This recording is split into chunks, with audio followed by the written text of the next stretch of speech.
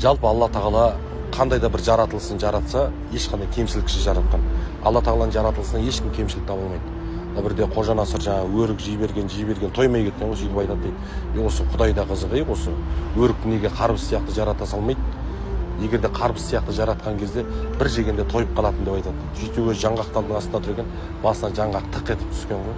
Сөйтсе жаңағы Қожа Насыр айтады дейді, Құдайға шүкір, Алла тағала жаңғақты қарбыз қылып жаратпағанына деп айтады дейді. Сол сияқты медресенің шәкірттері айтады, ұстаз дейді, осы адам пайғамбарда қызық дейді. Не болып қалды, өйтіп айтпа пайғамбардың хақына десем. Енді анау жәннаттағы жемісті жемеген кезде бізде бәріміз жәннатта жүретін едік, бүкіл адамзат жәннатта жүретін еді дейді.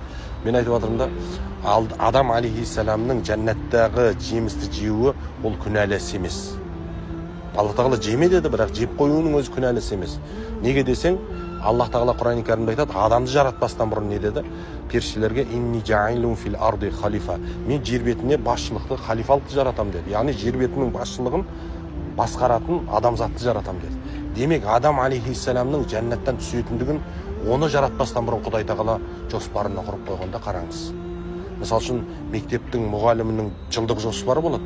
Оны шәкірттер білмейді. Бірақ жүзеге асуменен біледі ғой. Дәл сол секілді адам пайғамбардың жер бетіне түсуін Құдай тағала әуелі оның тағдырына жазып қойған. Доктор Юсури деген мысырлық шейх айтады, ол адамның жегені жаңағы күнәлі іс емес дейді. Неге десең, адам тәубе етті, адамзатқа тәубе етуді үйретіп кетті Құдай тағала дейді. Сондықтан пайғамбардың хақысында, бұл адам пайғамбардың хақысында жәннаттағы жемісті жеуі, ол Алла тағаланың хикметі, даналығы, ода ешқандай кемшілік жоқ.